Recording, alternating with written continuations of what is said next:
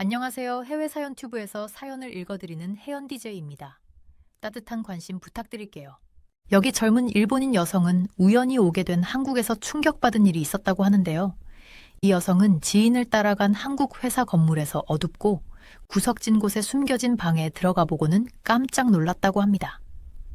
이 여성은 이렇게 일본이랑 다를 수는 없다면서 충격받은 표정으로 입을 다물지 못하고 다시는 일본으로 돌아가지 못했다고 합니다. 그녀에게 무슨 일이 있었던 걸까요? 안녕하세요. 저는 27살 일본인 하나예요. 제가 도쿄에 있는 작은 아파트에 앉아서 밋밋한 흰 벽과 바깥의 콘크리트 정글 풍경을 보여주는 창문을 바라보고 있자니 절망감이 밀려오는 걸 느낄 수밖에 없었어요. 27살인데 지금쯤이면 더 많은 걸 잃었을 거라고 생각했거든요. 전 일본에서 가장 명문대 중 하나인 도쿄대를 우등으로 졸업했어요. 부모님도 저를 많이 자랑스러워 하셨고 저 스스로도 자랑스러웠죠. 그 자리에 오르기까지 저는 열심히 노력했고 셀 수 없이 많은 시간을 공부하면서 최선을 다했으니까요. 그런데 지금 이 좁은 생활 공간에 앉아 있자니 그 모든 게 과연 가치 있었을까 하는 생각이 들더라고요. 졸업 후에 전 파나소닉이라는 유명 일본 회사에 취직했어요. 꿈이 현실이 된 거라고 생각했죠. 항상 대기업에서 일하면서 승진도 하고 제 이름을 알리는 걸 상상했거든요. 하지만 현실은 제 기대와는 한참 달랐어요. 노력과 헌신에도 불구하고 전 임시직에 머물러 있었고 승진이나 연봉 인상의 기미는 전혀 보이지 않았어요. 이건 일본에서 흔한 문제였는데 특히 저 같은 젊은 층에게는 정규직을 구하기가 점점 더 어려워지고 있었죠. 불안정한 고용지위가 일시적일 거라고, 더 나은 무언가로 가는 디딤돌일 거라고 생각했는데 시간이 지나면서 희망을 잃기 시작했어요. 도쿄 물가는 높았고 저의 빠듯한 월급으로는 기본적인 지출을 겨우 감당할 수 있을 정도였죠.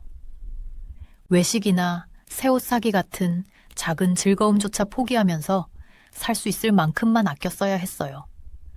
설상가상으로 불안정한 고용지위 때문에 괜찮은 곳에서 살기가 거의 불가능했어요. 집주인들은 안정적인 수입이 없는 사람에게 집을 내주는 걸 꺼려했고 저를 받아주는 몇 안 되는 곳들은 대부분 비좁고 낡고 너무 비쌌죠. 전 항상 내 공간을 갖는 걸 꿈꿔왔어요. 퇴근 후 편히 쉴 수 있는 곳 말이에요. 하지만 도쿄에서는 그 꿈이 멀리 있는 것 같았죠. 팔을 뻗을 공간조차 겨우 있는 작은 아파트였지만 지붕이 있다는 것만으로도 운이 좋다고 여겼어요. 파나소닉에서 인맥이 있는 아버지 덕분에 정규직을 구할 수 있었어요. 제 기도에 대한 해답이 될 거라고, 드디어 제가 원하던 삶을 시작할 수 있는 기회라고 생각했죠. 그런데 오히려 제 기대와 현실 사이의 격차를 더 벌리는 것 같았어요. 정규직이 되면서 근무 시간은 길어지고 책임은 더 많아졌지만 월급은 그다지 오르지 않았어요. 늦은 밤까지 일하고 식사도 거르면서 일에 매달려야 했죠. 몸도 마음도 지쳐갔고 인생이 과연 이런 게 다일까 하는 생각이 들기 시작했어요. 전 항상 열심히 일해왔고 성공에 대한 열망과 부모님을 자랑스럽게 해드리고 싶은 마음에 이끌려 왔어요. 그런데 이제 이 좁은 아파트에 앉아 아무데도 가지 않을 것 같은 삶에 둘러싸여 있자니 절망감을 느낄 수밖에 없더라고요. 저만 이런 어려움을 겪는 게 아니란 걸 알고 있었어요. 제 친구들이나 동기들도 비슷한 처지였죠. 막다른 일자리에 갇혀 비좁은 아파트에서 살고 있었어요. 우리는 잃어버린 세대였어요. 모든 걸 잘 해냈는데도 살아남기 위해 고군분투하고 있는 거죠. 전 긍정적으로 생각하려 노력했고 앞으로 나아가려고 했어요.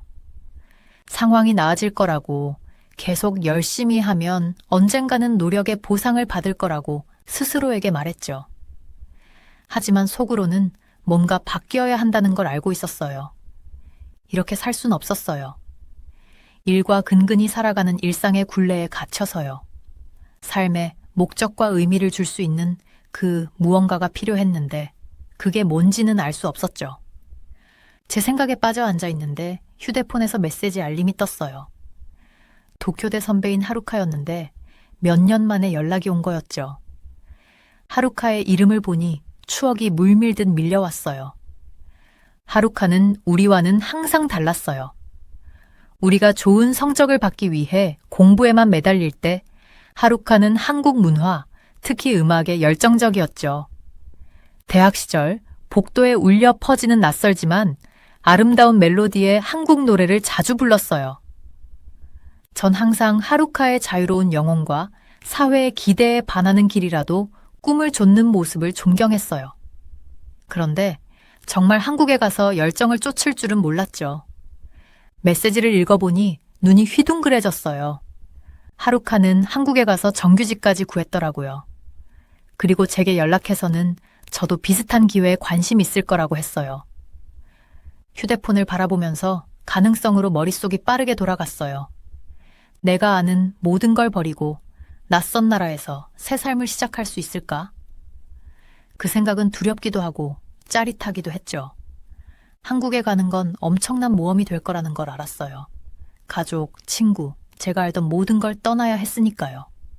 언어조차 모르는 곳에서 처음부터 다시 시작하는 거였죠. 하지만 생각할수록 그 생각이 더 매력적으로 느껴졌어요. 더는 갇혀있는 기분, 느끼기 싫었고 무너져가는 꿈을 지켜보는 게 싫었거든요. 어쩌면 이게 제가 필요로 했던 변화였을지도 몰라요. 저를 붙잡고 있던 사슬에서 벗어날 기회 말이에요.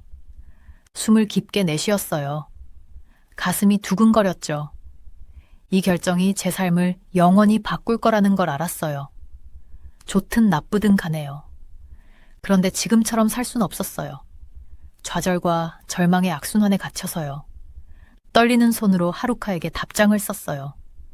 한국에서의 기회에 대해 더 알고 싶다고요. 보내기 버튼을 누르자 흥분과 두려움이 동시에 밀려왔어요. 앞으로 어떻게 될지 몰랐지만 기회를 잡을 준비가 됐다는 걸 알았어요. 익숙한 영역 밖으로 나가서 이 새로운 길이 저를 어디로 이끌지 보는 거죠.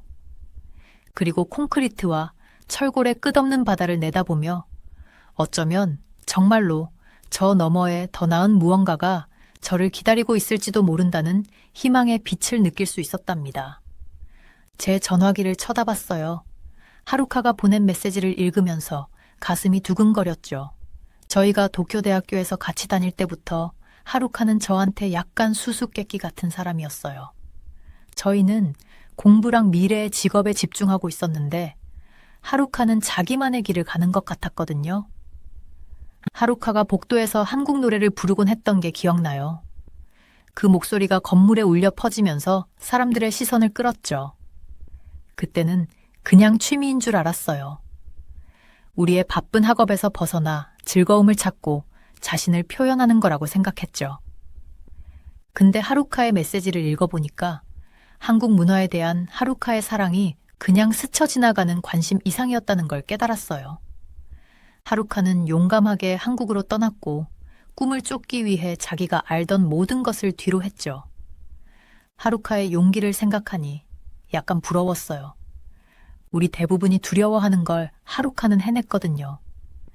위험을 감수하고 자기 안전지대 밖으로 나가서 진심으로 원하는 걸 쫓아간 거죠. 그리고 지금 하루카는 제 인생을 송두리째 바꿀 수 있는 기회를 제안하면서 저에게 다가왔어요. 한국에서의 정규직, 새로운 출발을 할 수 있고 제가 항상 매력을 느꼈던 나라에서 새로운 삶을 만들 기회였죠. 솔직히 말하면 마음이 동했어요. 일본에서의 고민을 뒤로하고 임시직과 좁은 아파트의 끝없는 순환에서 벗어날 생각을 하니 믿을 수 없을 만큼 매력적이었거든요. 하지만 동시에 무서웠어요. 한국은 낯선 나라였고 언어와 문화도 제게는 완전히 생소했죠. 일본 밖으로 나가본 적도 없었는데 다른 나라에서 살아본 적은 더더욱 없었어요. 적응하지 못하면 어쩌지? 실패해서 지금보다 더 안 좋은 상황에 처하면 어떡하지? 하지만 거기 앉아서 제 전화기를 쳐다보며 선택지를 고민하면서 이게 일생에 한 번 있을까 말까 한 기회라는 생각이 머리에서 떠나질 않았어요. 하루카가 해냈으면 저는 왜 안 되겠어요? 저는 깊게 숨을 내쉬고 하루카에게 답장을 보냈어요. 떨리는 손으로 글자를 썼죠. 그 일자리에 대해서 더 자세히 알고 싶다고, 만나서 더 이야기를 나눠보면 어떨지 물었어요. 놀랍게도 하루카는 거의 바로 답장을 보냈어요. 도쿄의 트렌디한 시부야에 있는 커피숍에서 만나자고 제안했죠. 저는 두근거림과 긴장감이 뒤섞인 채로 동의했어요. 커피숍으로 가면서 이게 제 미래에 어떤 의미가 될지 계속 생각했어요. 한국에서 그 일자리를 받는다면 제가 알고 있던 모든 것을 뒤로 하고 떠나야 했어요. 가족, 친구, 일본에서의 삶 전부요. 하지만 동시에 저는 계속 이렇게 살 순 없다는 걸 알았어요. 막다른 일자리와 이뤄지지 않는 꿈의 악순환에 갇혀 있던 거죠. 커피숍에 도착했을 때 하루카를 바로 발견했어요. 창가 자리에 앉아 있었는데 긴 검은 머리카락이 등 뒤로 흘러내리고 있었고 눈은 흥분으로 반짝였죠. 하루카는 저를 보고 활짝 웃으며 손을 흔들었어요. 하나, 너무 반가워. 제가 하루카 맞은편에 앉자 하루카가 소리쳤어요. 그 일자리에 관심이 있다니 정말 기뻐. 저도 하루카에게 웃으며 마주봤어요. 긴장감을 숨기려고 노력하면서요. 나도 반가워, 하루카야. 사실 이렇게 오랜만에 연락받으니까 놀랐어. 하루카는 종소리처럼 맑은 목소리로 웃었어요. 그러게, 꽤 오래됐지. 그런데 이 일자리 이야기를 듣고 너가 딱 떠올랐어. 너한테 딱 맞을 것 같아서. 저는 앞으로 몸을 기울이며 호기심이 생겼어요. 그게 어떤 일인데? 무슨 종류의 직업이야? 하루카는 대답하기 전에 커피를 한 모금 마셨어요. 한국의 큰 화장품 회사에서 마케팅 직책이야. 비즈니스 배경과 뷰티 제품에 대한 열정을 가진 사람을 찾고 있대. 네가 늘 그런 걸 좋아했던 걸로 알고 있어서 잘 맞을 것 같았어.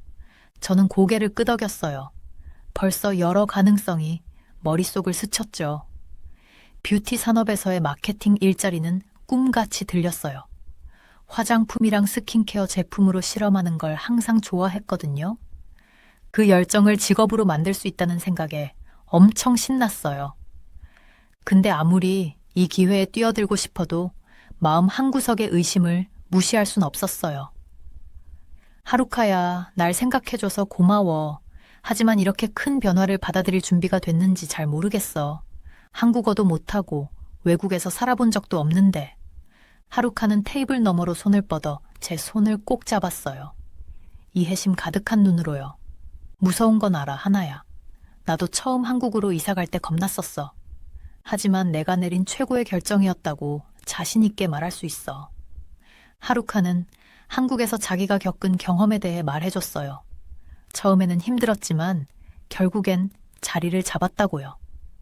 놀라운 기회를 얻었고 좋은 친구도 만들었고 이래서 성취감도 느꼈대요.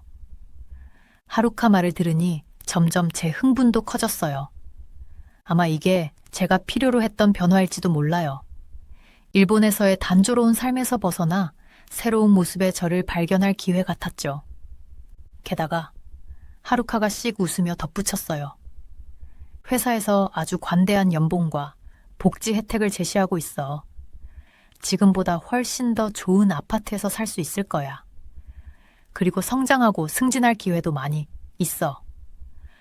제 가슴에 희망의 떨림이 느껴졌어요. 더 나은 연봉, 더 좋은 아파트, 사랑하는 산업에서 커리어를 쌓을 기회라니. 너무 믿기지 않을 정도로 멋진 일이었죠. 하지만 하루카를 보면서 그 애에게서 자신감과 기쁨이 뿜어져 나오는 걸 보니까 가능한 일이라는 걸 알았어요. 하루카는 자기 자신과 꿈에 기회를 줬고 상상도 못했던 좋은 결과를 얻었잖아요.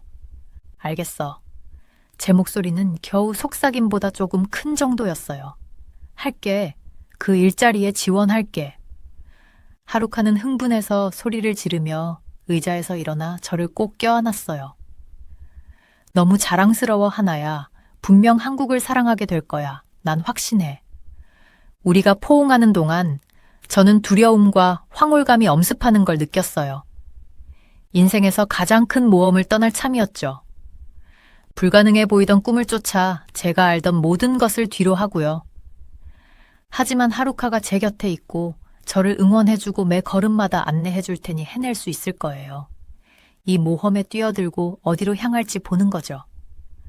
비록 안전지대 밖으로 나가 미지의 세계로 들어서는 거라도요. 그리고 우리가 그 커피숍에 앉아 수다 떨고 웃으면서 미래에 대해 꿈꾸는 동안 하루카가 제 삶에 다시 나타난 뜻밖의 운명에 감사하지 않을 수 없었어요.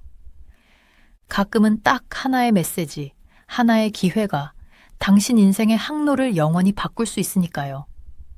그리고 저는 도쿄의 붐비는 거리를 창밖으로 내다보면서 제 여정이 이제 막 시작되고 있다는 걸 알았답니다. 진짜 말도 안 되는 일이 벌어졌어요. 믿기지 않아요. 제가 인천공항에 내렸을 때 제 마음속에는 설렘과 두려움이 교차했어요. 저는 해냈죠. 불가능해 보이던 꿈을 좇아 제가 아는 모든 걸 뒤로하고 한국으로 이사를 왔어요. 한국 화장품 회사에 지원하기로 결심한 순간부터 서울행 비행기에 탑승하던 날까지 정신없이 바빴죠. 해야 할 일이 너무 많았어요. 서류 작성, 비자 신청, 짐 싸서 해외 배송하기까지요. 그런데 그 힘든 시간 내내 하루카가 제 곁에 있었어요. 매 단계마다 절 이끌어줬죠.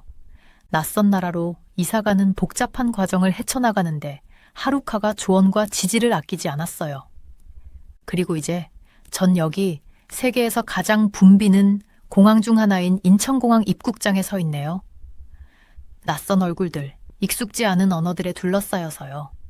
저는 숨을 깊게 내쉬며 두근거리는 심장을 진정시키려 애썼어요.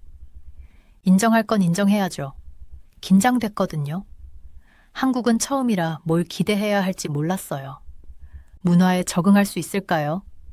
친구를 사귈 수 있을까요? 새 직장에서 성공할 수 있을까요? 하지만 주위를 둘러보니 공항에 세련되고 현대적인 건축물과 주변 사람들의 북적거리는 모습에 설렘도 느껴졌어요. 이건 새로운 시작이자 다시 시작하고 새로운 제 모습을 발견할 기회였죠. 세관과 출입국 심사대를 지나며 여권과 비자 서류를 건네자 심장이 쿵쾅거렸어요. 하지만 다행히도 문제없이 진행되었고 어느새 저는 공항 밖에 서서 선선한 가을 공기를 마시고 있었죠.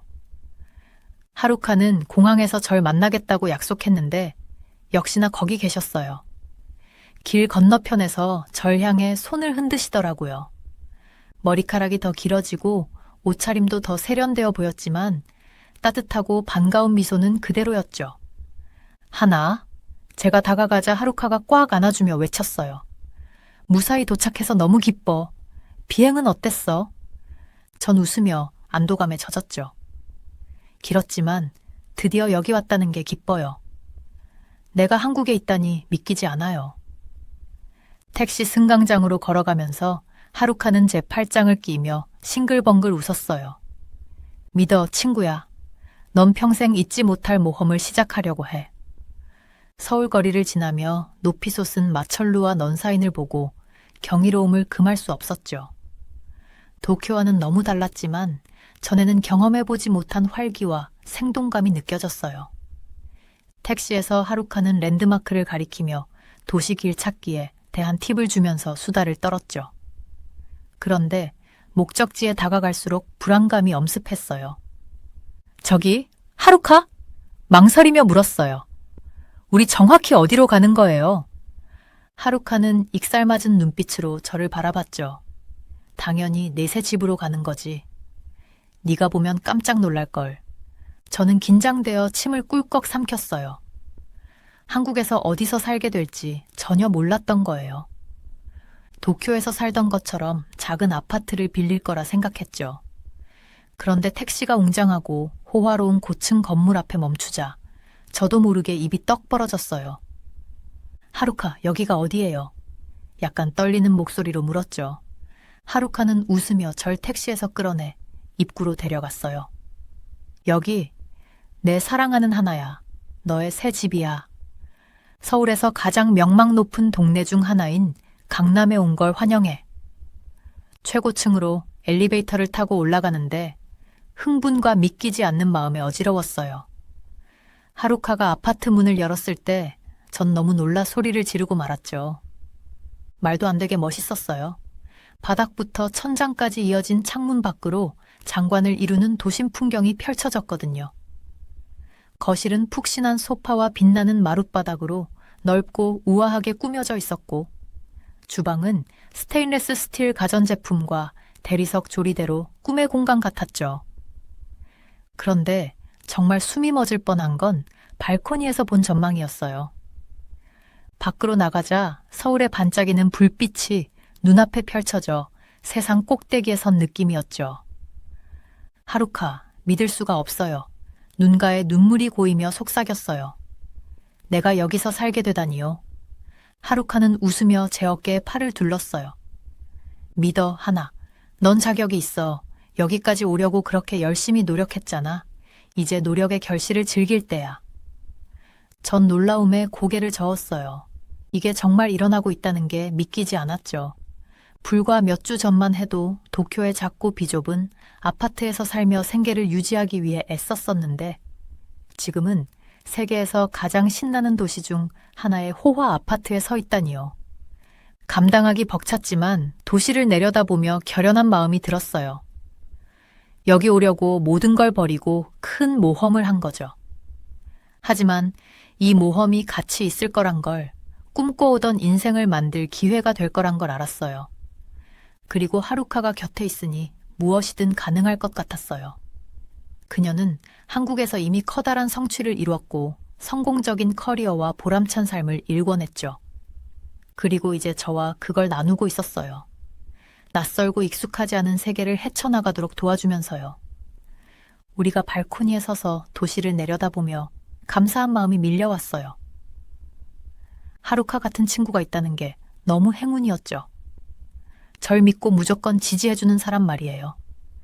그리고 하루카의 도움, 그리고 절 여기까지 이끈 결단력과 의지가 있으면 제가 마음먹은 건 뭐든 이룰 수 있을 거라는 걸 알았어요.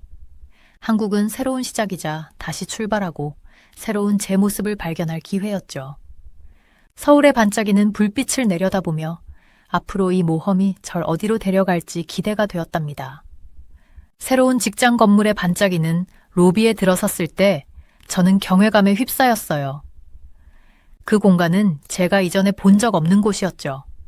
높이 솟은 천장, 세련된 현대적 가구, 그리고 숨막히는 듯한 세련된 분위기까지. 새 직장을 시작하는 게 긴장되고 한국의 빠른 비즈니스 세계를 따라갈 수 있을지 걱정됐어요. 하지만 엘리베이터를 향해 걸어가면서 흥분과 결심이 밀려왔죠. 전 준비가 됐고 앞으로 닥칠 어떤 도전이라도 맞설 준비가 됐어요.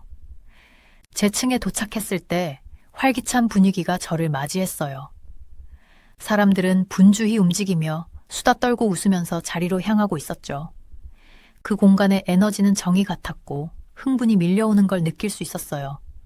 새 책상에 앉으면서 주변을 둘러봤어요.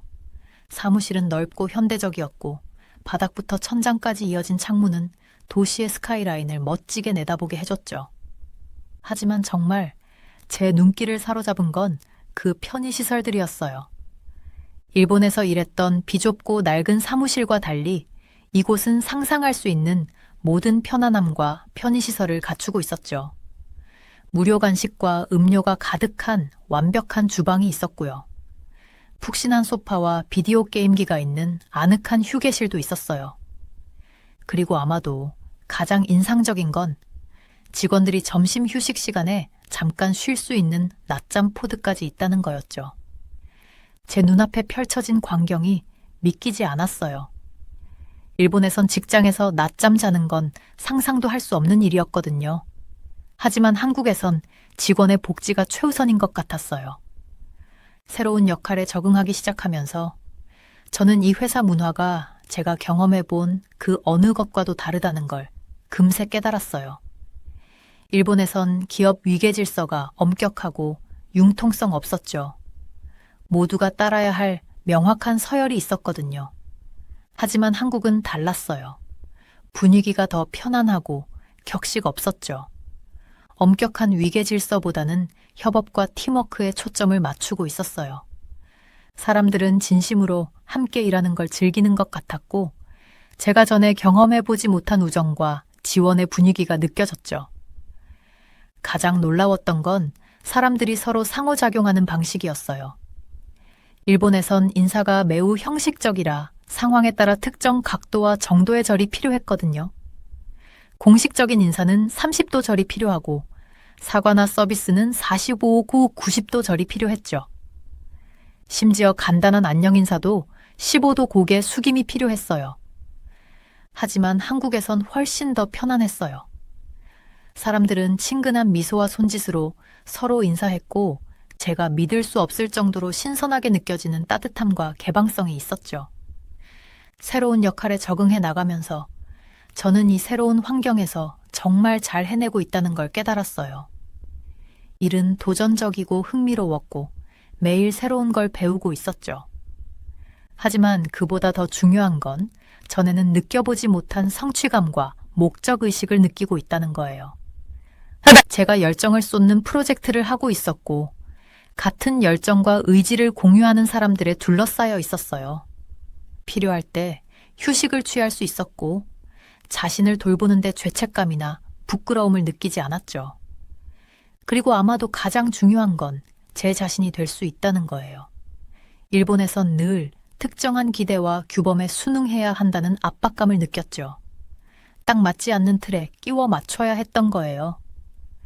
하지만 한국에선 진정한 제 자신이 될 수 있는 자유가 있었어요. 판단이나 보복에 대한 두려움 없이 제 자신과 생각을 표현할 수 있었죠. 몇 주가 몇 달이 되면서 저는 새로운 삶에서 정말 잘 해내고 있었어요. 직장에서 두각을 나타내며 자신감과 여유를 가지고 새로운 도전과 책임을 맡고 있었죠. 그리고 직장 밖에서는 한국이 제공하는 모든 것을 탐험하고 있었어요.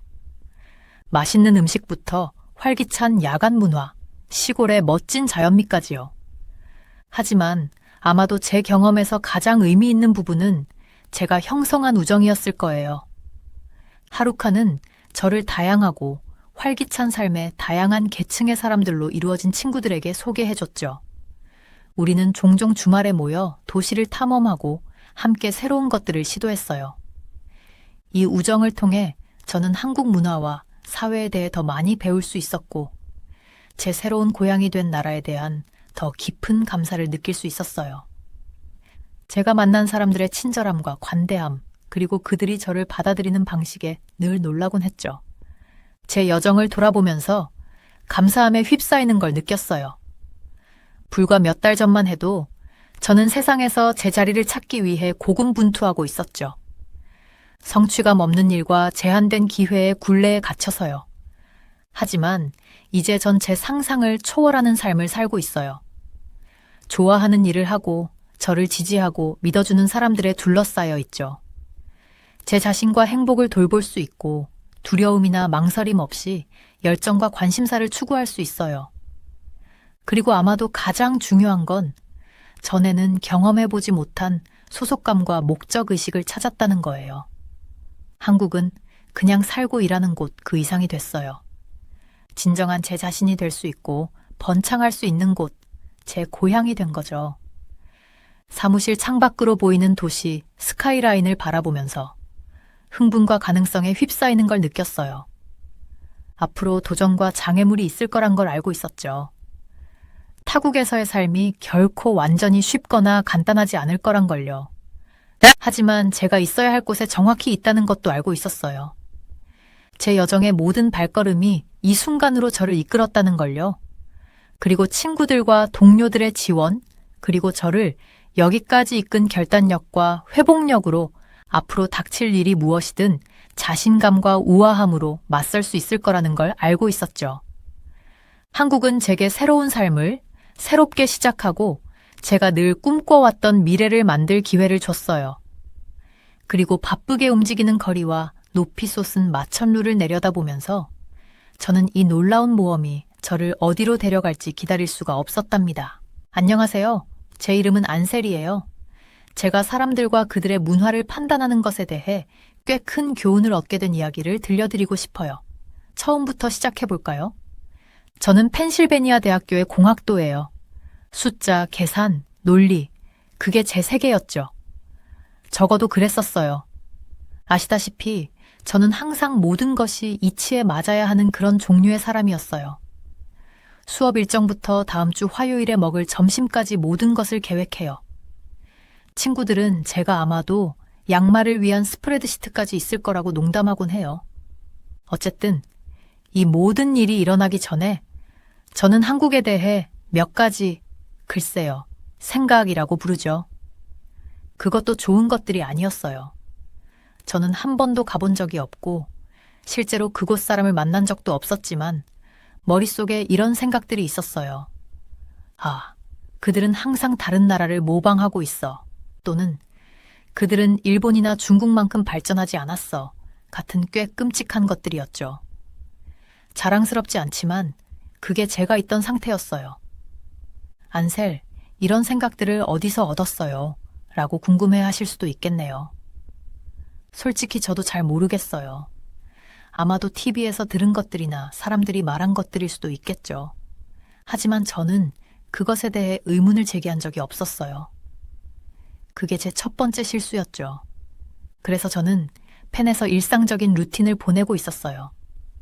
아침 6시 30분에 일어나고, 알아요. 하지만 일찍 일어나는 새가 벌레를 잡는다고 하잖아요. 체육관에 가고, 커피를 마시고, 수업에 가는 거였죠. 제 하루는 공식, 프로젝트, 문제 해결로 가득 찼어요. 저는 그런 방식을 좋아했어요. 예측 가능하고 통제할 수 있었거든요. 어느 날 저는 캠퍼스 커피숍에 앉아 그룹 프로젝트를 하고 있었어요.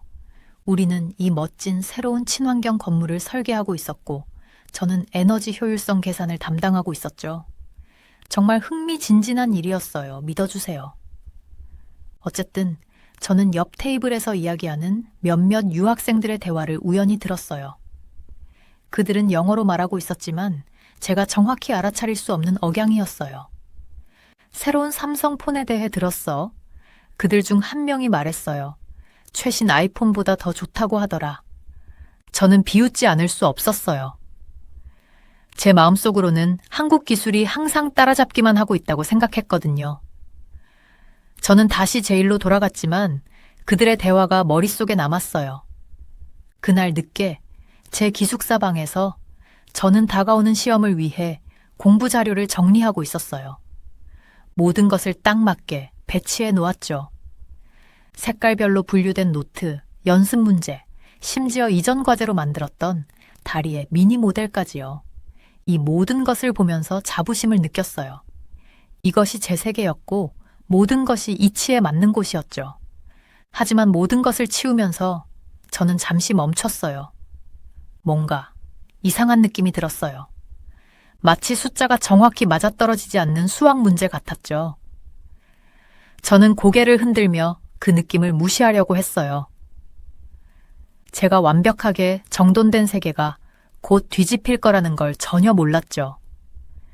그날 밤 잠자리에 들 준비를 하고 있을 때 제 룸메이트인 톰이 모든 것을 바꾸게 될 질문을 했어요. 안셀, 해외 유학에 대해 생각해 본 적 있어? 저는 웃었어요. 왜 그러고 싶어? 우리는 여기 최고의 공학 프로그램을 가지고 있잖아. 톰은 어깨를 으쓱했어요. 몰라, 친구. 다른 나라에서 어떻게 일을 하는지 보는 것도 멋질 것 같아. 내 사촌이 작년에 한국에 갔다 왔는데 놀랍다고 하더라. 저는 눈을 굴렸어요. 한국? 제발. 우리가 거기서 뭘 배울 수 있겠어. 톰은 제가 읽을 수 없는 표정으로 저를 바라봤어요. 너는 놀랄지도 몰라, 안셀. 정말 놀랄지도 몰라. 그날 밤 침대에 누워있을 때 톰의 말이 계속 머릿속에 메아리 쳤어요. 하지만 저는 그것들을 밀어냈죠. 결국 저는 제 인생을 모두 계획해 놓았다고 생각했으니까요. 적어도 그렇게 생각했죠. 제가 알고 있던 모든 것에 도전하게 될 여정의 시작이 다음 날이 될 줄은 전혀 몰랐어요. 우정, 문화, 그리고 이해하지 못하는 것을 판단하는 것의 위험성에 대해 배우게 될 여정이었죠. 모든 게 수업을 마치고 기숙사 방으로 돌아왔을 때 시작됐어요. 문을 열었을 때 뭔가 이상한 느낌이 들었어요. 방을 둘러보니 가슴이 철렁 내려앉았죠. 다가오는 공학 프로젝트를 위해 꼼꼼히 준비해둔 학습 자료들이 사라졌어요. 증발해 버렸죠.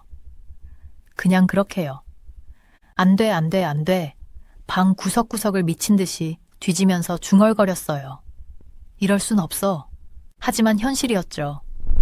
몇 달간의 노고가 순식간에 사라져 버렸어요. 가슴 속에서 분노와 공포가 뒤섞여 올라오는 걸 느꼈어요. 누가 이런 짓을 했을까요? 왜요? 알아내야만 했어요. 생각할 겨를도 없이 방에서 뛰쳐나와 복도로 나갔어요. 도둑의 흔적을 찾아 좌우를 살폈죠. 그때 그녀를 봤어요. 긴 검은 머리를 한 여자가 복도 끝에서 모퉁이를 돌아 사라지는 걸요. 야, 너. 제가 소리쳤어요. 제 목소리가 벽에 메아리 쳤죠. 거기 서. 그녀를 쫓아 전력 질주했어요. 심장이 귀에서 쿵쾅거렸죠. 모퉁이를 돌았을 때 그녀와 거의 부딪힐 뻔했어요. 그녀가 휙 돌아섰는데 놀란 눈으로 저를 바라봤어요. 무슨 일이에요? 그녀가 혼란스러워하며 약간 겁에 질린 듯 물었어요. 숨을 고르며 잠시 그녀의 얼굴을 유심히 봤어요. 도둑처럼 보이진 않았지만 겉모습만 믿을 순 없잖아요. 그렇죠? 제 학습 자료요. 헐떡이며 말했어요. 없어졌어요. 당신이 가져갔나요? 그녀의 표정이 공포에서 이해로, 그리고 뭔가 동정 같은 것으로 바뀌었어요. 죄송하지만 전 아무것도 가져가지 않았어요.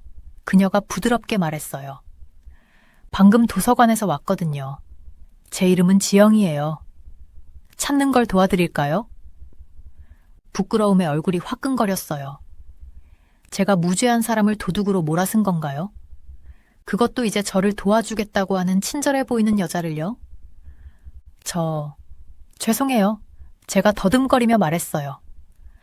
함부로 단정지어서는 안 됐는데, 그냥 그 자료들이 저한테 정말 중요해서요. 지영이 미소 지었고, 저는 그녀의 눈가에 주름이 잡히는 걸 알아챘어요. 괜찮아요. 이해해요. 당신 방으로 돌아가서 무슨 일이 있었는지 알아보죠. 우리가 돌아가는 동안 저는 약간 불편한 기분을 떨칠 수 없었어요. 지영이 분명 한국인이었고 제가 남한에 대해 글쎄요, 선입견이라고 부르죠. 그런 게 있었거든요. 하지만 여기 그녀가 있었고 오로지 친절하고 도움이 되려고만 했어요. 제 방으로 돌아와서 지영이 구석구석을 찾는 걸 도와줬어요. 우리가 찾는 동안 그녀는 제 공부와 삶에 대해 물어봤어요. 처음에 경계심에도 불구하고 저는 그녀에게 마음을 열게 됐어요. 그럼 공학도 세요? 그녀가 제 침대 밑을 들여다보며 물었어요. 정말 흥미진진할 것 같아요. 저는 그녀의 진심 어린 관심에 놀라며 고개를 끄덕였어요. 네, 그래요. 하지만 일도 많죠. 그래서 이 자료들을 잃어버린 게 큰 문제예요. 지영이 일어나 청바지에 묻은 먼지를 털어냈어요. 상상이 가요. 하지만 걱정 마세요.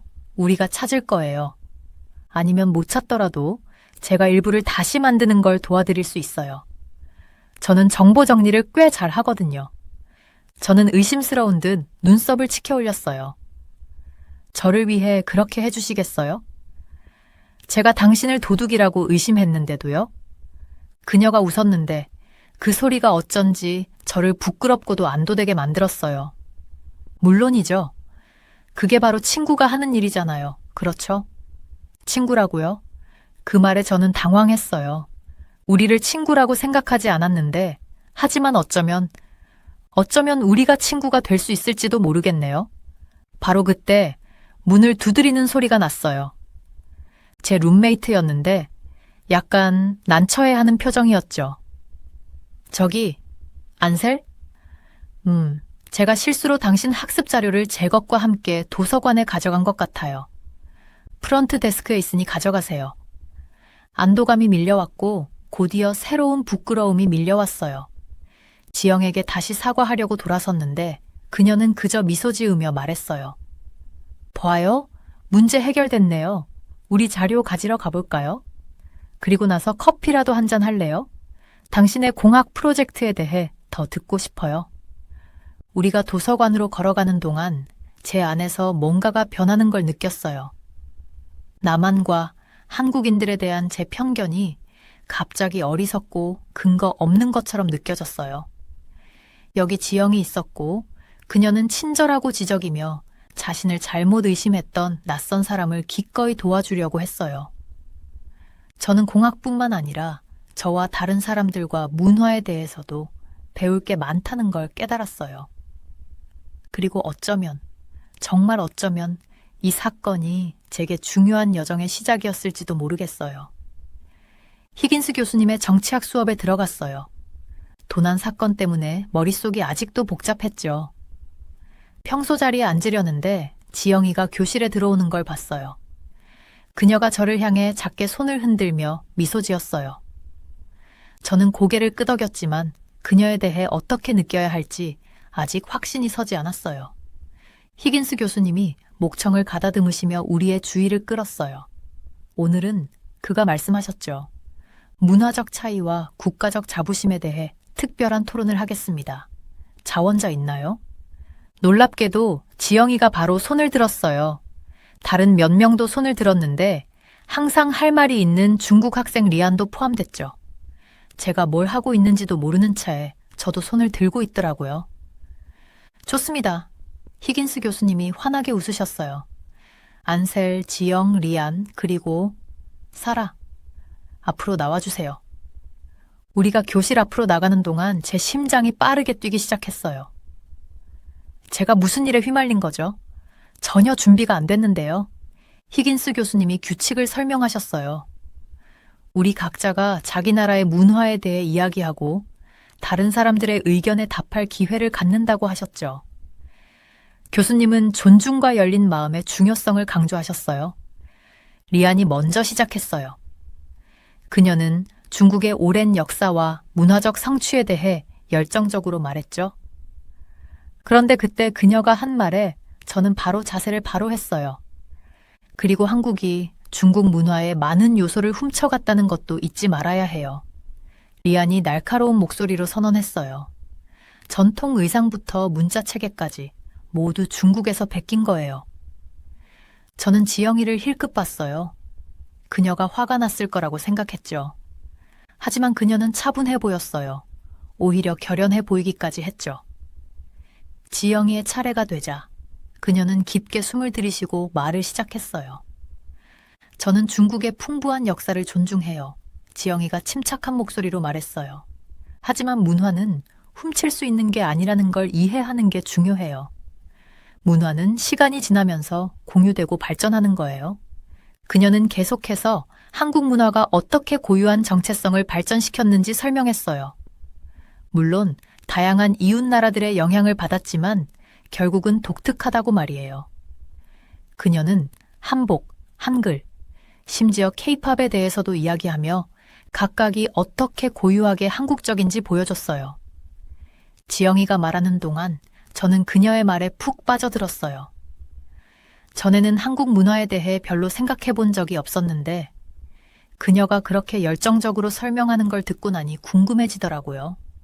어쩌면 제가 생각했던 것보다 한국에 대해 알아볼 게 더 많은 걸까요?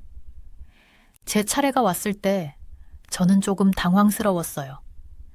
미국 문화에 대해 이미 말하지 않은 게 뭐가 있을까요? 저는 다양성, 혁신, 자유에 대해 이야기했지만 지영이의 말에 담긴 깊이에 비하면 얕게 느껴졌어요. 리안이 다시 지영이에게 도전장을 내밀면서 토론이 열기를 띠기 시작했어요. 하지만 한국은 항상 중국을 따라해요.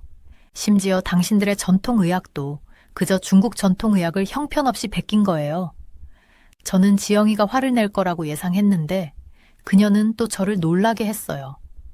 그녀는 차분하게 한국 전통의학의 발전에 대한 사실들을 제시하며 중국 의술과의 유사점과 차이점을 지적했어요. 심지어 일부 한국 의학 서적이 중국 것보다 더 오래되었다는 점도 언급했죠. 토론이 계속되면서 저는 지영이의 지식과 침착함에 점점 더 감명을 받았어요. 리안의 주장은 점점 설득력이 떨어지는 것 같았어요. 특히 지영이가 역사적 사실과 논리적인 설명으로 반박할 때는 더욱 그랬죠. 그때 히긴스 교수님이 개입하셨어요. 그는 서울을 방문한 개인적인 경험을 나누셨는데 지하철 시스템의 효율성과 청결함에 얼마나 감명받았는지 설명하셨어요. 그는 사람들의 공손함과 곳곳에서 볼 수 있었던 첨단 기술에 대해 이야기하셨죠. 궁금하네요. 그가 리안을 똑바로 쳐다보며 말씀하셨어요. 중국의 모든 도시에도 이와 비슷한 관행들이 있나요? 교실이 조용해졌어요. 리안은 입을 열었다가 다시 다물었어요. 그녀는 대답할 말이 없어 보였어요. 갑자기 교실에서 박수 소리가 터져 나왔어요. 저도 그 순간에 휩쓸려 박수를 치고 있더라고요.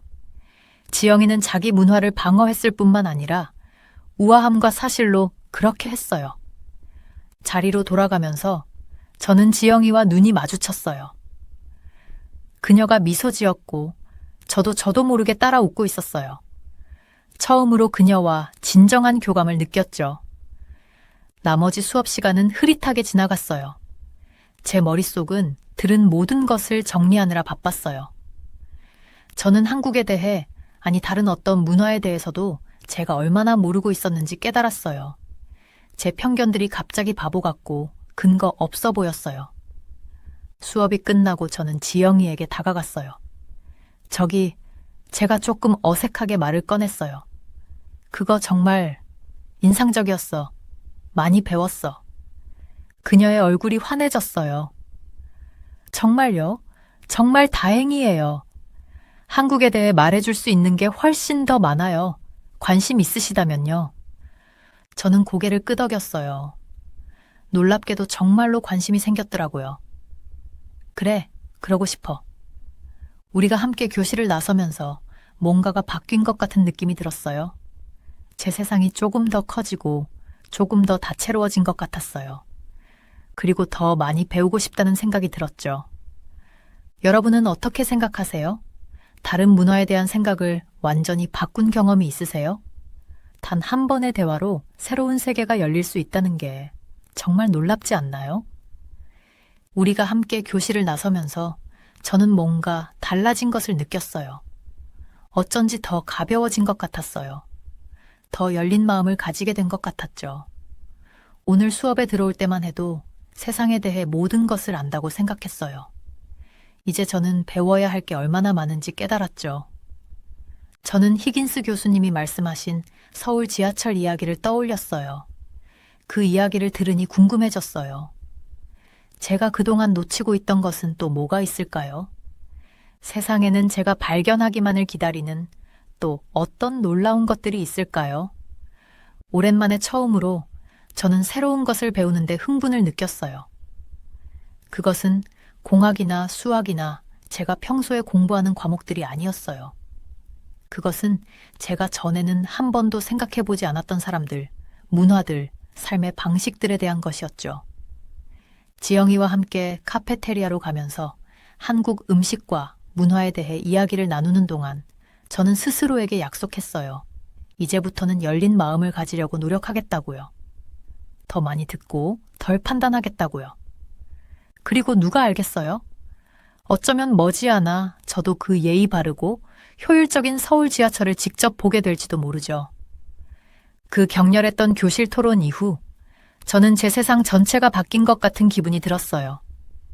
나만에 대해 알고 있다고 생각했던 모든 것이 뒤집히고 있었죠. 흥분되면서도 약간 두려웠어요.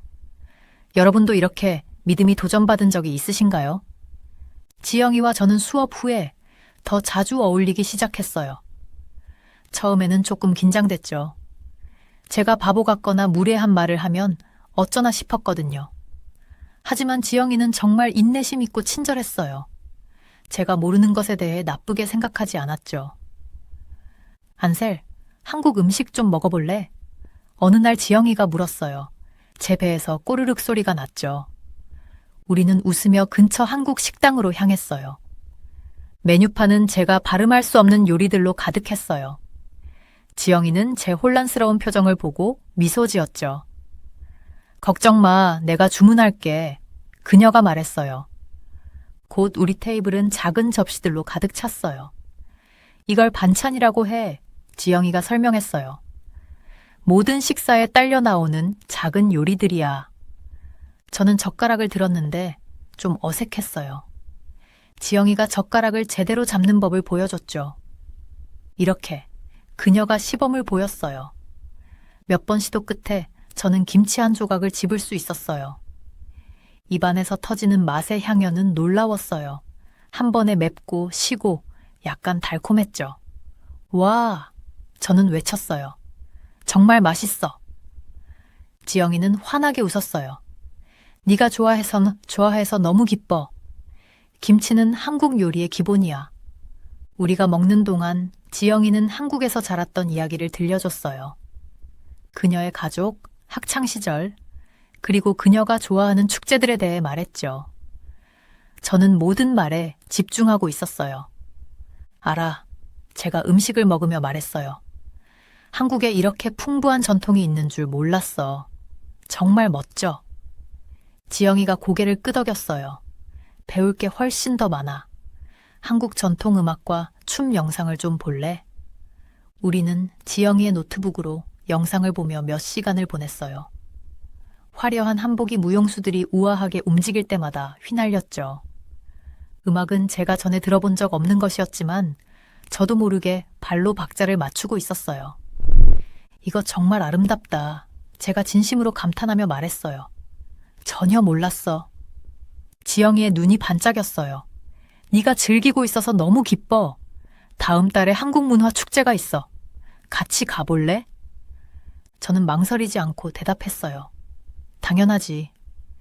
다음 몇 주 동안 저는 한국에 대해 상상했던 것보다 훨씬 더 많이 배웠어요.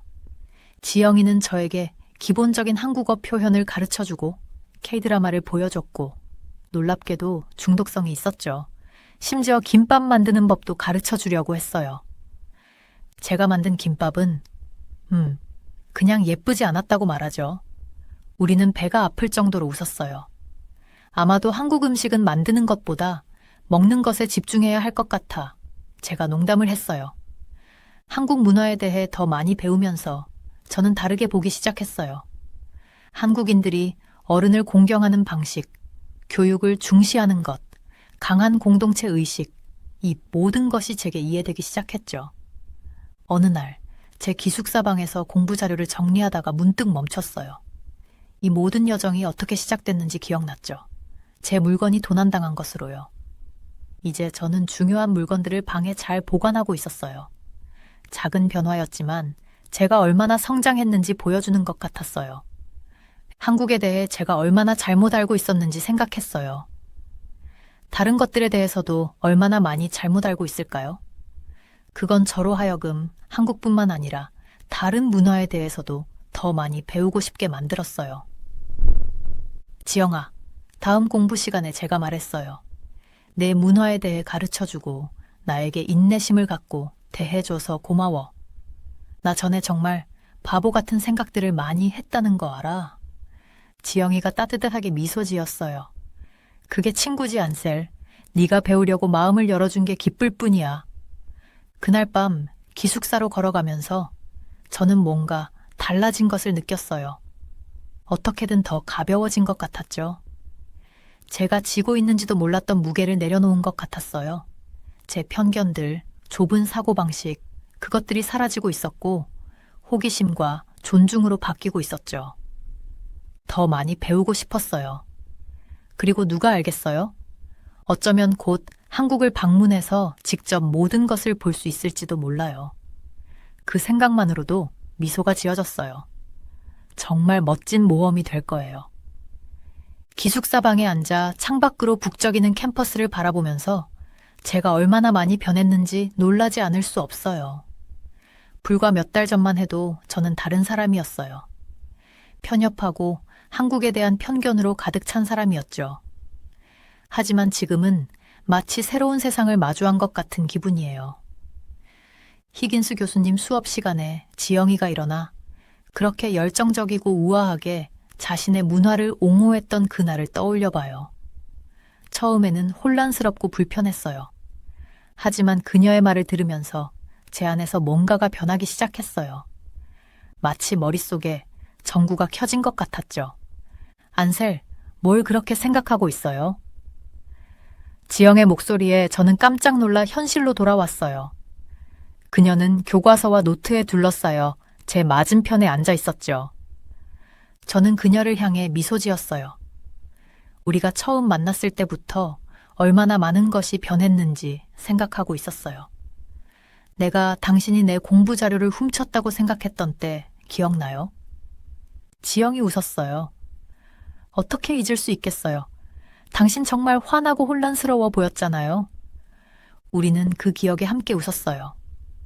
지금 생각하면 정말 바보 같지만 그 오해가 제가 지금까지 가졌던 가장 좋은 우정 중 하나로 이어졌죠. 있잖아요, 지영.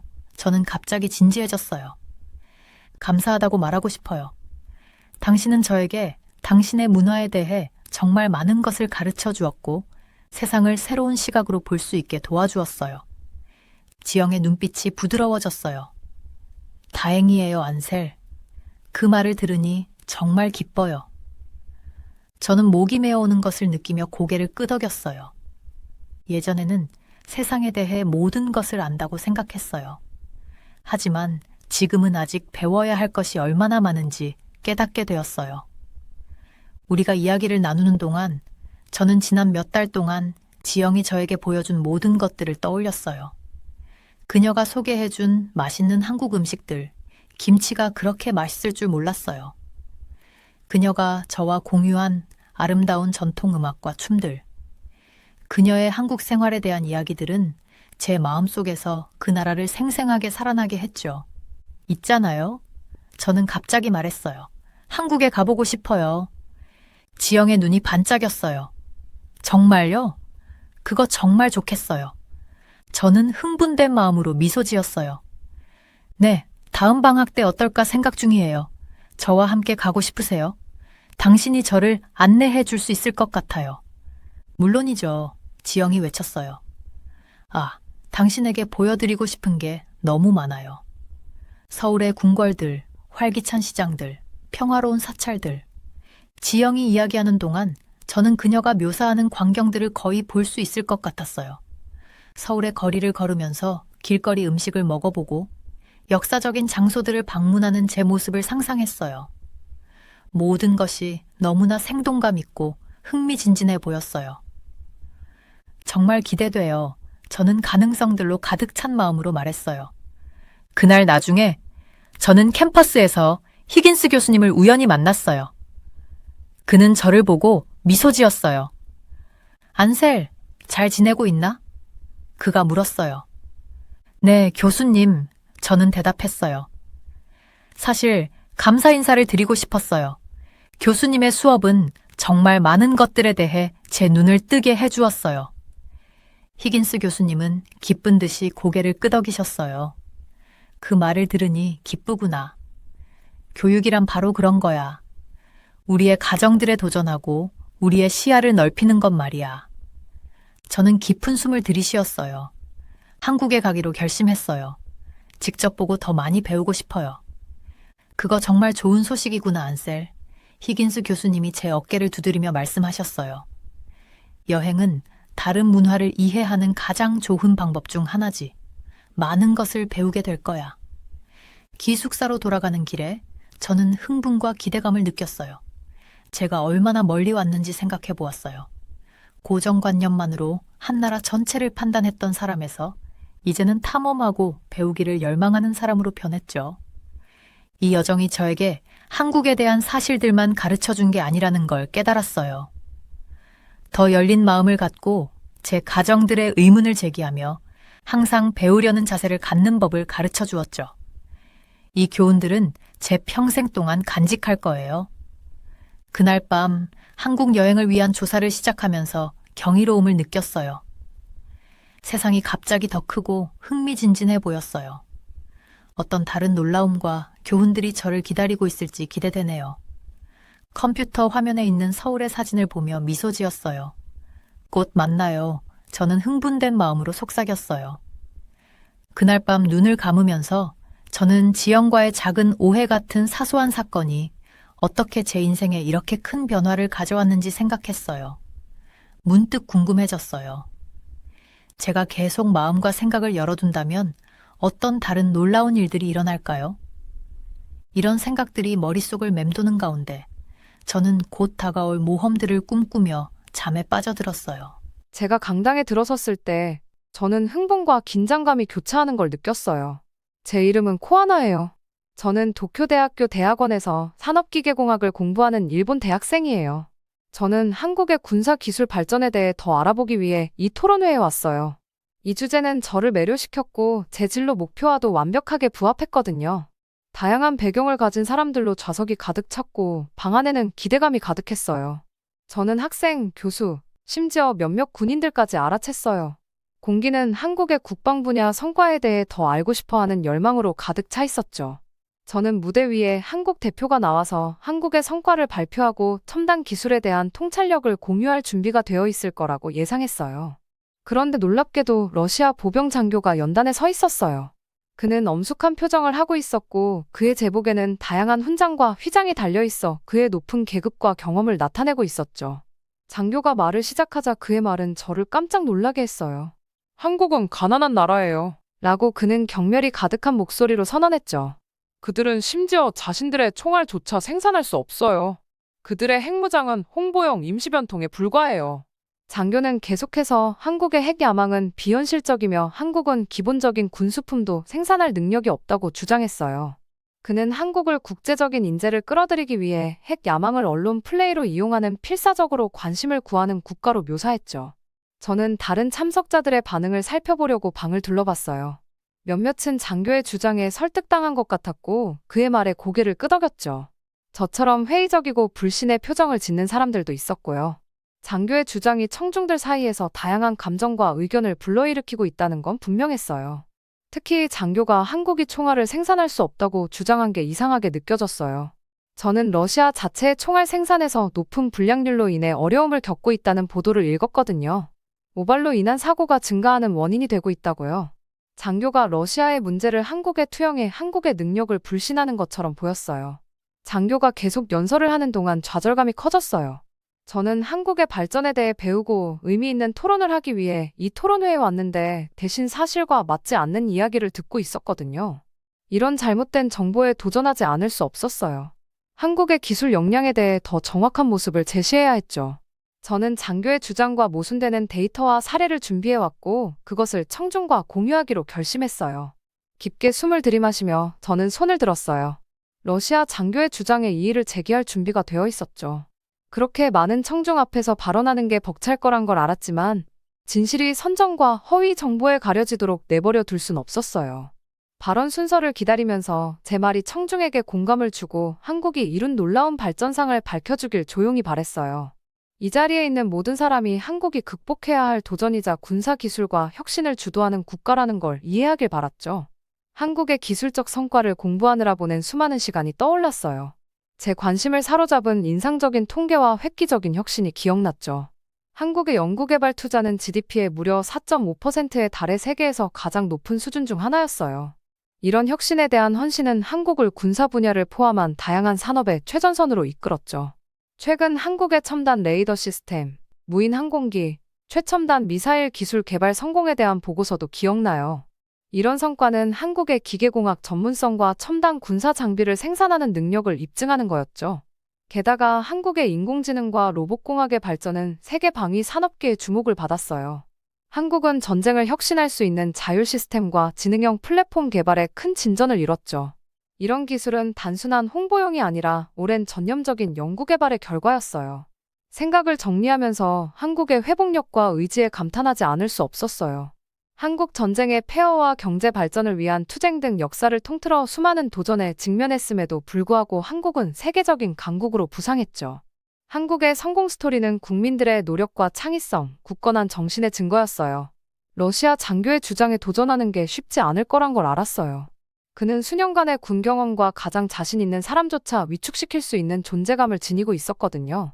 하지만 진실이 제 편이란 것도 알고 있었죠. 저는 한국의 역량에 대해 더 정확한 그림을 그려낼 사실과 데이터, 열정을 가지고 있었어요. 발언 순서를 기다리는 동안 가슴이 두근거리는 게 느껴졌어요. 기대감이 높아졌고 다음 몇 분이 중요할 거란 걸 알았죠. 깊게 숨을 들이쉬며 긴장을 가라앉히고 주어진 임무에 집중하려 노력했어요. 마침내 사회자가 저를 지목했고 저는 일어섰어요. 러시아 장교와 모든 청중을 마주할 준비가 되어 있었죠. 목을 가다듬고 침착하고 단호한 목소리로 말을 시작했어요. 죄송하지만 장교님, 한국에 대한 당신의 주장에는 동의할 수 없어요. 장교와 눈을 마주치며 말했죠. 한국은 자국의 군수품을 생산할 수 없는 가난한 나라와는 거리가 멀어요. 사실 한국은 기계공학, AI, 로봇공학 등 다양한 분야에서 괄목할 만한 발전을 이뤘죠. 제가 구체적인 사례와 통계로 뒷받침되는 주장을 계속 펼치자 청중의 관심이 제게로 쏠렸어요. 몇몇은 동의한다는 듯 고개를 끄덕였고 다른 이들은 앞으로 몸을 기울이며 더 듣고 싶어 했죠. 러시아 장교의 표정은 무표정했지만 그의 눈빛에서 불확실성의 흔들림을 느낄 수 있었어요. 나는 연단에 서서 러시아 장교와 관심 있는 청중들을 마주하고 있었어요. 한국의 기술적 발전에 대한 진실을 전하고 퍼져있는 잘못된 정보에 도전해야 한다는 사명감에 가슴이 두근거렸죠. 깊은 숨을 들이마시고 목소리를 가다듬으며 말을 시작했어요. 한국은 가난한 나라가 아니며 총알을 포함한 군수품을 자체적으로 생산할 능력이 충분히 있습니다. 러시아 장교를 똑바로 쳐다보며 말했죠. 사실 한국은 다양한 산업 분야에서 세계적인 선도국이 되었고 기계공학과 인공지능 분야의 발전은 눈부실 정도입니다. 장교는 눈을 가늘게 뜨고 회의적이면서 짜증난 표정을 지었어요. 젊은이, 나는 오랜 군 경력을 가지고 있다. 한국의 능력은 크게 과대평가되고 있다고 장담하네. 그의 목소리에는 거만함이 묻어났죠. 그들의 소위 발전이라는 건 관심과 해외 투자를 끌기 위한 것이래 불과하지. 장교의 말이 공중에 맴돌며 회의장의 긴장감이 고조되는 게 느껴졌어요. 청중들은 시선을 교환했고 일부는 장교에 동의하는 듯 고개를 끄덕였지만 다른 이들은 어떤 말을 믿어야 할지 확신이 없어 보였죠. 내 주장을 뒷받침할 구체적인 증거를 제시해야 한다는 걸 알고 있었어요. 한국의 기술력을 보여줄 수많은 데이터와 사례를 준비해왔죠. 장교님, 죄송하지만 사실이 스스로 말해주고 있습니다. 확신의 찬 목소리로 반박했어요. 한국의 연구개발 투자는 GDP의 4.5%에 달해 세계 최고 수준입니다. 이런 혁신에 대한 헌신이 군사 분야를 포함한 다양한 산업 분야에서 한국을 최전선에 서게 했죠. 내가 제시한 통계에 관심을 보이며 몸을 앞으로 기울이는 청중들도 있었어요.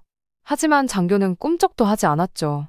숫자는 원하는 대로 조작할 수 있어. 그가 코웃음 쳤어요. 나는 자체 군사 기술을 개발하려는 나라들의 고군분투를 직접 봐왔네. 돈을 쏟아붓는다고 해서 간단히 해결될 문제가 아니라고. 그의 무시하는 태도에 주눅 들 수는 없었어요. 한국의 성과에 대해 더 구체적인 사례를 들어 설득해야만 했죠.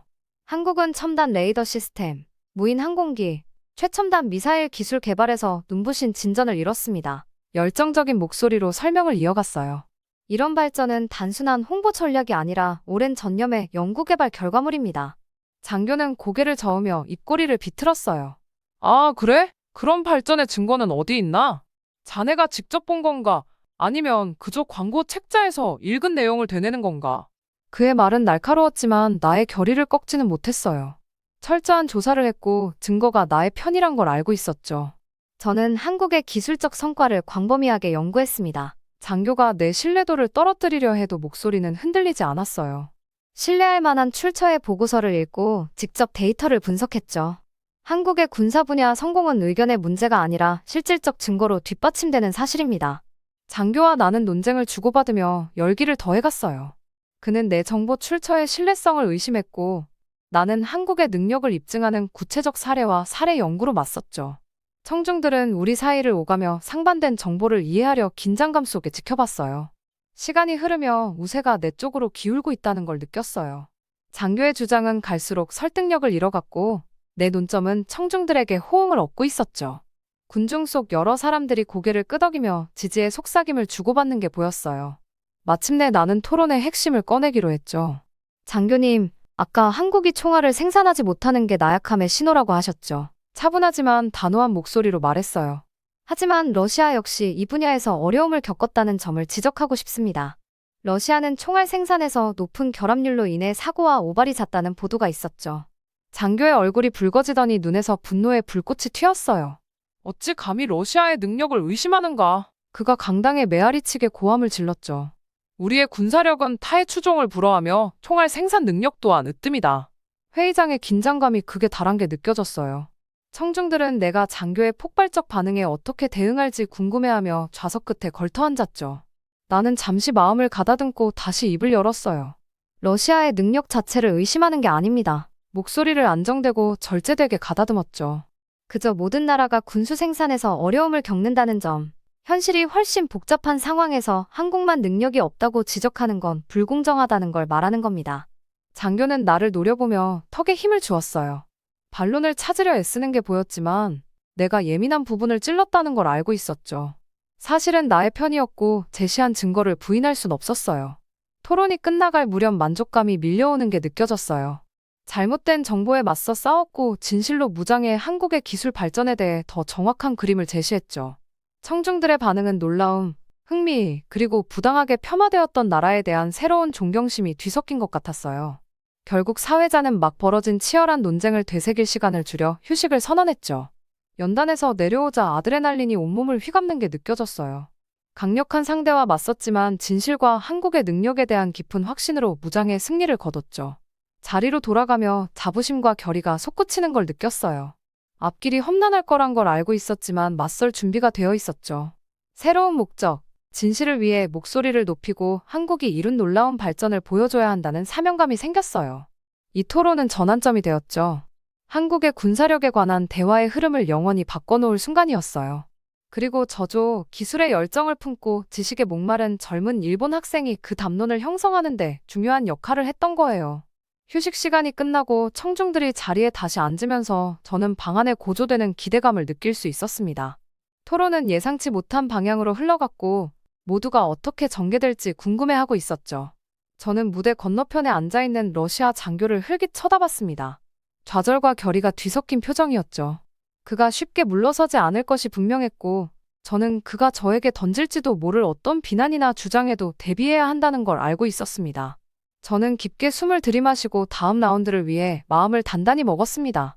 저는 확실한 증거를 제시했고 한국의 기술 발전에 대해 설득력 있는 주장을 펼쳤지만 장교는 저희 주장을 약화시키기 위해 가능한 모든 것을 동원할 거라는 걸 알고 있었거든요. 예상대로 사회자가 그에게 발언권을 주자마자 장교는 비난과 음모론의 장광설을 늘어놓기 시작했습니다. 이 청년의 이른바 증거들은 국제사회를 오도하기 위해 한국 정부에 의해 교묘하게 만들어진 선전물에 불과합니다. 라고 그는 경멸이 묻어나는 목소리로 선언했죠. 진실은 한국이 외세에 의해 지탱되는 꼭두각시 국가이며 거창한 주장 뒤에는 실체가 없다는 것입니다. 분노가 치밀어 오르는 걸 느꼈지만 냉정함을 잃으면 안 된다는 걸 알고 있었습니다. 화를 내는 건 오히려 장교의 의도에 말려들어 제 주장의 신뢰성을 떨어뜨릴 뿐이었으니까요. 대신 저는 잠시 생각을 정리한 뒤 대답했습니다.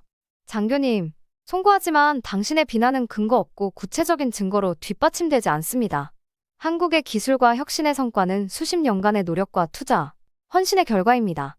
그것들을 단순한 선전으로 일축하는 건 부정확할 뿐 아니라 한국의 성공에 기여한 수많은 이들을 심각하게 모욕하는 행위입니다. 장교는 코웃음을 치며 믿을 수 없다는 듯 고개를 저었습니다. 당신은 순진하군요, 청년. 이라며 그는 아랫사람 대하듯 말했죠. 세상이 어떻게 돌아가는지 알지도 못하면서 한국 같은 나라들은 큰 틀에서 보면 그저 폭넓은 체스판 위의 졸에 불과해요. 성공과 실패는 더 힘센 나라들의 변덕에 따라 결정되는 거죠. 청중 몇 명이 장교의 말에 고개를 끄덕이는 게 보였습니다. 얼굴에는 의심과 회의가 가득했죠. 저는 그의 주장에 재빨리 반박하고 보다 균형 잡힌 관점을 제시해야 한다는 걸 알았습니다. 어떤 나라도 진공 상태에서 존재하지 않고 국제관계가 세계 역학관계를 형성하는 데 중요한 역할을 한다는 건 사실입니다. 하지만 한국의 성과를 단순한 선전이나 외세의 조종으로 치부하는 건 잘못된 겁니다. 저는 한마디 한마디 열정을 담아 주장했습니다. 한국은 역경 속에서도 혁신하고 적응하며 탁월함을 보여줄 수 있는 능력을 거듭 증명해왔습니다. 6.25 전쟁 이후 급속한 경제 발전부터 현재 기술 분야의 세계적 선도국으로서의 지위에 이르기까지 한국의 성공은 국민들의 회복력과 창의성, 결단력을 보여주는 증거입니다. 제가 말하는 동안 토론의 흐름이 다시 한번 바뀌고 있다는 걸 느낄 수 있었습니다. 전에는 장교의 비난에 고개를 끄덕이던 청중들이 이제는 몸을 앞으로 기울이며 표정이 회의에서 호기심, 심지어 감탄으로 변해가고 있었거든요. 그들의 반응에 고무되어 저는 계속해서 더 많은 증거를 제시하며 제 주장을 뒷받침했습니다. 최첨단 스마트폰과 반도체 개발부터 신재생 에너지와 의료기술의 획기적 발전에 이르기까지 한국의 혁신 사례들을 구체적으로 언급했죠. 저는 또한 한국 성공의 인간적 측면도 강조했습니다. 믿을 수 없는 역경을 딛고 꿈을 이루고 조국의 발전에 이바지한 평범한 시민들의 이야기를 소개했죠. 지칠 줄 모르는 근면함, 교육과 평생학습을 중시하는 자세, 한국을 세계 무대 선두로 이끈 협력과 공동체 정신에 대해 이야기했습니다. 제 주장을 마무리 지으면서 청중들의 얼굴에 제 말에 영향력이 반영되어 있는 걸 볼 수 있었습니다. 많은 이들이 새로 생긴 존경과 이해의 눈빛으로 고개를 끄덕이고 있었죠. 심지어 러시아 장교조차 아까의 허세는 사라지고 불확실함의 그림자가 어렸습니다. 하지만 제가 토론에서 이겼다고 생각하는 순간 청중석에서 새로운 목소리가 튀어나왔습니다. 저만한 나이로 보이는 한 청년이 일어나 발언권을 요청했죠. 사회자는 긴장감을 감지하고 그에게 마이크를 넘겼습니다. 고백할 게 있습니다. 청년은 감정에 떨리는 목소리로 입을 열었습니다. 저는 러시아 시민이고 우리나라 총알 공장에서 일한 적이 있습니다. 그래서 단언컨대 오늘 한국에 제기된 비난은 거짓일 뿐 아니라 위선적이기까지 합니다. 청년이 계속 이야기를 풀어나가자 장내에는 숨소리조차 들리지 않을 정도의 정막이 흘렀습니다. 그는 러시아 공장의 열악한 근무 환경과 안전 조치의 부재, 비현실적인 생산 할당량을 맞추라는 끊임없는 압박에 대해 털어놓았죠. 불량 총알이 일상적으로 출하되고 사고와 부상은 감춰지며 공포와 위협의 문화가 만연한 작업장에 대해 말해주었어요. 저는 영감과 희망을 얻고 도전을 극복하고 역경 속에서도 번성하는 법을 배운 나라에 대해 배우고자 오늘 이 토론에 참석했습니다. 청년은 목이 매는 목소리로 말했습니다. 그리고 오늘 보고 들은 바는 한국이야말로 국민과 기술, 미래에 투자할 때 가능한 일이 무엇인지 보여주는 빛나는 본보기라는 저희 믿음을 더욱 강화시켜 주었습니다. 청년이 연설을 마치자 회장은 박수갈채로 터져나왔습니다. 러시아 장교는 얼굴이 창피함과 분노로 붉어진 채 갑자기 일어나더니 청중석을 횡하니 나가버렸고 어안이 벙벙해진 침묵만 남겼죠. 그 순간 저는 자부심과 감사함의 물결이 밀려오는 걸 느꼈습니다. 진실을 위해 싸웠고 한국의 놀라운 업적에 빛을 비추는데 일조했다는 자부심. 그리고 자국 정부의 거짓과 선전에 맞서 목소리 높이기 위해 모든 걸 걸었던 용기 있고 정직한 러시아 청년에 대한 감사함이었죠. 토론이 끝나고 청중들이 자리에서 일어나기 시작하면서 저는 이 순간까지 저를 이끌어준 놀라운 여정을 되돌아보지 않을 수 없었습니다. 단순히 배우고 지식을 나누고 싶다는 욕구에서 시작된 일이 진실을 위한 싸움, 허위 정보와 편견에 맞선 투쟁으로 변모했던 거죠. 토론이 끝나고 그 여파가 가라앉으면서 저는 그 자리에서 있었던 일들을 곰곰이 되새겨보게 되었습니다. 러시아 장교의 갑작스러운 퇴장과 젊은 러시아 남성의 진심 어린 고백은 저를 포함해 강당에 있던 모든 사람들에게 깊은 인상을 남겼습니다. 저는 그 젊은 러시아 노동자가 보여준 용기와 정직함에 감탄하지 않을 수 없었습니다. 엄청난 압박감과 잠재적인 결과에도 불구하고 그는 진실을 말하고 자국의 관행이 지닌 가혹한 현실을 폭로하기로 선택했습니다. 그의 말은 제 주장을 입증했을 뿐만 아니라 러시아 군수 산업에 만연한 구조적 문제점도 드러냈습니다. 강당 밖으로 나오자 그 행사를 취재하던 기자들이 저에게 다가왔습니다. 그들은 토론과 그것이 한국의 군사기술의 미래에 미칠 영향에 대한 제 생각을 듣고 싶어 했습니다. 저는 대답하기 전에 잠시 생각을 정리할 시간을 가졌습니다. 오늘의 토론은 투명성, 책임성, 그리고 진실 추구의 중요성을 부각시켰습니다. 라고 저는 침착하고 또렷한 목소리로 입을 열었습니다. 그것은 아무리 강력하고 영향력 있는 국가라 할지라도 비판이나 감시로부터 자유롭지 않다는 것을 보여주었습니다.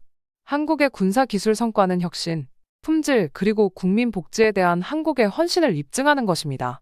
그리고 이러한 성과를 폄하하거나 무시하려는 사람들이 있을지 모르지만 사실은 그 자체로 말해주고 있습니다. 제가 계속 말하는 동안 기자들은 열심히 메모를 하고 제 말을 녹음하고 있었습니다. 제 메시지가 곧 전 세계에 방송될 것이라는 걸 알고 있었기에 정확하고 공정하며 설득력 있게 전달되도록 해야 한다는 책임감을 느꼈습니다. 저는 전 세계의 컨퍼런스와 심포지엄에서 연설할 기회를 얻었고 다양한 청중들과 제 지식과 경험을 공유할 수 있었습니다. 저는 한국의 회복탄력성과 결단력의 역사, 교육과 혁신에 대한 헌신, 그리고 도전을 극복하고 위대함을 성취하려는 다른 국가들의 모범이 될 수 있는 잠재력에 대해 이야기했습니다. 이러한 교류를 통해 저는 한국의 사례를 배우고 그 교훈을 자신의 상황에 적용하기 위해 열심히 노력하는 수많은 사람들을 만났습니다. 한국의 성공에 영감을 받아 자신의 공동체에 긍정적인 변화를 가져오기 위해 불철주야 노력하는 기업가들과 혁신가들의 이야기를 들었습니다.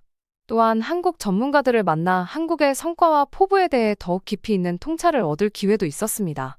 정부가 인공지능, 로봇공학, 재생에너지 같은 첨단 기술에 투자하려는 야심찬 계획과 이러한 투자가 경제 성장과 사회 발전 측면에서 이미 성과를 내기 시작하고 있다는 것을 알게 되었습니다. 한국의 혁신 세계에 깊이 빠져들수록 미래에 대한 흥분과 낙관을 느끼지 않을 수 없었습니다. 전쟁과 빈곤의 잿더미에서 일어나 기술, 문화, 인간 개발의 세계적 선도국이 된 나라. 과거의 얽매이기를 거부하고 대신 미래의 가능성을 받아들인 나라였습니다. 하지만 한국의 성취를 축하하면서도 한국이 여전히 중대한 도전과 장애물에 직면해 있다는 것을 알고 있었습니다. 북한과의 분쟁 위협은 물론 중국, 일본 등 다른 영내 강대국들과의 지속적인 긴장 관계도 그러했습니다. 하지만 저는 이러한 도전에 위축되기보다는 그것을 성장과 협력의 기회로 보았습니다. 함께 노력하고 지식과 자원을 공유하며 평화와 발전, 인간 존엄성이라는 우리의 공유 가치에 충실함으로써 우리는 가장 큰 장애물조차도 극복할 수 있다고 믿었습니다. 호기심 많은 학생에서 진실과 이해를 위해 열정적으로 옹호하는 사람으로 변화해온 제 자신의 여정을 돌이켜보니 일종의 목적의식과 책임감을 느끼지 않을 수 없었습니다.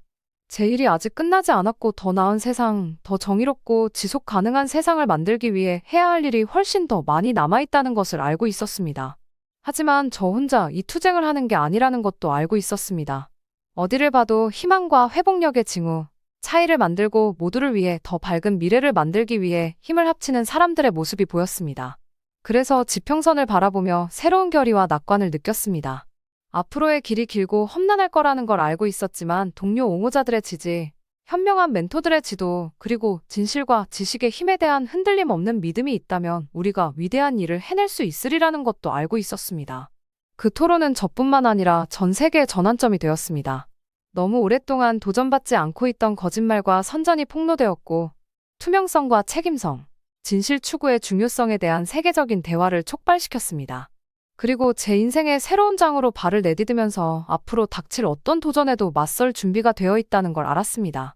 변화의 목소리가 되고 혁신의 챔피언이 되며 인간의 잠재력을 믿는 모든 이들에게 희망의 등대가 될 준비가 되어 있었습니다. 한국의 이야기는 단순히 군사력이나 경제력의 이야기가 아니라 회복력, 창의력, 그리고 무한한 가능성을 지닌 인간 정신의 이야기였기 때문입니다. 그리고 그것은 제가 평생 자랑스럽게 들려줄 이야기라는 것을 알고 있었습니다.